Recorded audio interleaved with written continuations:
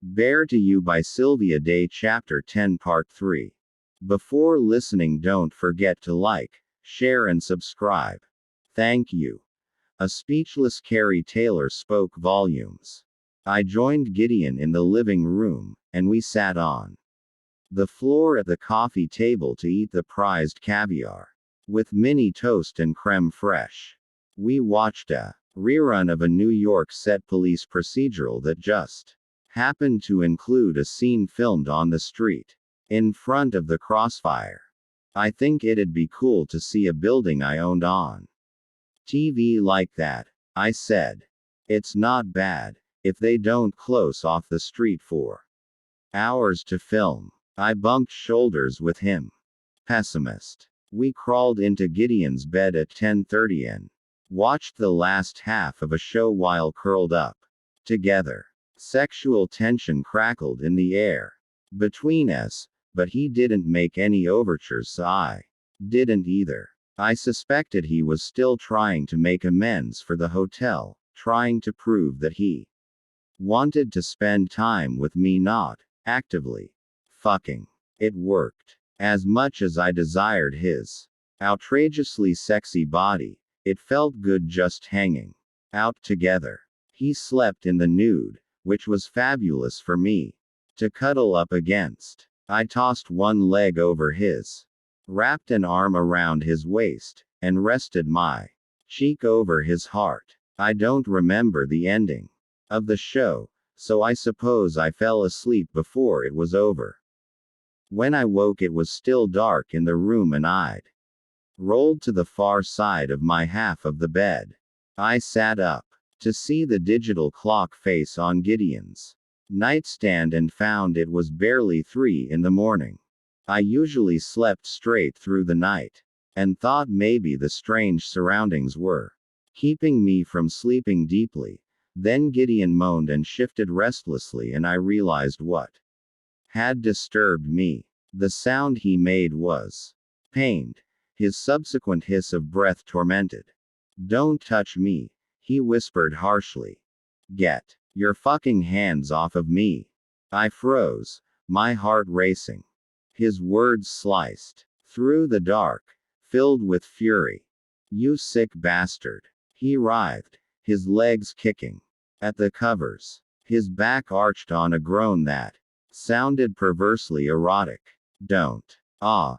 Christ, it hurts." He strained, his body twisting. I couldn't bear it. Gideon. Because Carrie had nightmares. Sometimes, I knew better than to touch a man in the throes of one. Instead, I knelt on my side of the bed and called his name. "Gideon, wake up." Stilling abruptly, he fell to his back, tense and expectant. His chest heaved with panting breaths. His cock was hard and lay heavily along his belly. I spoke firmly, although my heart was breaking. "Gideon, you're dreaming. Come back to me." He deflated into the mattress. "Eva, I'm here." Shifting, I moved out of the way of the moonlight, but saw no luminous glitter that would tell me his eyes were open. "Are you awake?" His breathing began to slow, but he didn't speak. His hands were fisted in the bottom sheet. I pulled the shirt I was wearing over my head and dropped it on the bed. I sidled closer, reaching out with a tentative hand to touch his arm. When he didn't move, I caressed him, my fingertips sliding gently over the hard muscle of his biceps. "Gideon." He jerked awake. What is it?" I sat back on my heels with my hands on my thighs. I saw him blink at me, and then shove both hands through his hair. I could feel the nightmare clinging to him, could sense it in the rigidness of his body. "What's wrong?" he asked gruffly, pushing up onto one elbow. "You okay?" "I want you." I stretched out against him, aligning my bare body to his, pressing my face into his damp throat. I sucked gently on his salty skin. I knew from my own nightmares that being held and Loved could push the specters back into the closet. For a little while, his arms came around me, his hands running up and down the curve of my spine. I felt him let go of the dream with a long, deep sigh.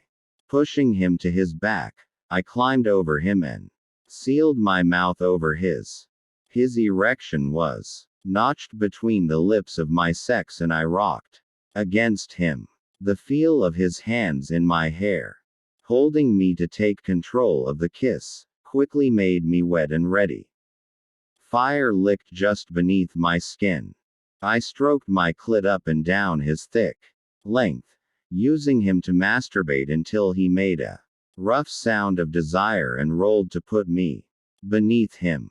I don't have any condoms in the house, he murmured before wrapping his lips around my nipple and sucking gently. I loved that he wasn't prepared. This wasn't his fuck pad. This was his home, and I was the only lover he'd brought into it. I know you mentioned swapping bills of health when we talked about birth control, and that's the responsible way to go, but I trust you. He lifted his head, looking at me in the faint light of the moon. Kneeing my legs open, he pushed the first bare inch inside me. He was scorching hot and silky soft. Eva, he breathed, clutching me tightly to him. I've never. Christ, you feel so good. I'm so glad you're here. I tugged his lips down to mine and kissed him. Me, too. I woke the way I'd fallen asleep, with Gideon on top of me and inside me. His gaze was heavy, lidded with desire as I rose from unconsciousness into heated pleasure. His hair hung around his shoulders and face, looking even sexier for being sleep-tousled. But best of all, there were no shadows in his gorgeous eyes, nothing lingering from the pain that haunted his dreams. I hope you don't mind, he murmured with a wicked grin, sliding in and out. You're warm and soft. I can't help but want you. I stretched my arms over my head and arched my back, pressing my breasts into his chest. Through the slender arch-topped windows, I saw the soft light of dawn fill the sky. I could get used to waking up like this. That was my thought at 3 this morning. He rolled his hips and sank deep into me. I thought I'd return the favor. My body revved to life, my pulse quickening. Yes, please. Carrie was gone when we got to my apartment, leaving a note behind to tell me he was on a job, but would be back in plenty of time for pizza with Trey. Since I'd been too upset to enjoy my pie the night before, I was ready to try again when I was having a good time. I have a business dinner tonight, Gideon said, leaning over my shoulder to read. I was hoping you'd come with me and make it bearable. I can't bail out on Carrie, I said apologetically, turning to face him. Chicks before dicks and all that. His mouth twitched and he caged me to the breakfast bar. He was dressed for work in a suit I'd picked out, a graphite gray Prada with a soft sheen. His tie was the blue one that matched his eyes, and as I'd lain on his bed and watched him dress, I'd had to fight the urge to take it all off him. Carrie isn't a chick, but I get the point. I want to see you tonight. Can I come over after the dinner and stay the night? Heated anticipation rushed through me. I smoothed my hands over his vest, feeling like I had a special secret because I knew exactly what he looked like without his clothes on. I'd love it if you did. Good. He gave a satisfied nod. I'll make us coffee while you get dressed. The beans are in the freezer. The grinder's next to the coffee pot. I pointed. And I like lots of milk and a little sweetener. When I came out 20 minutes later, Gideon grabbed 2 travel mugs of coffee off the breakfast bar, and we headed down to the lobby.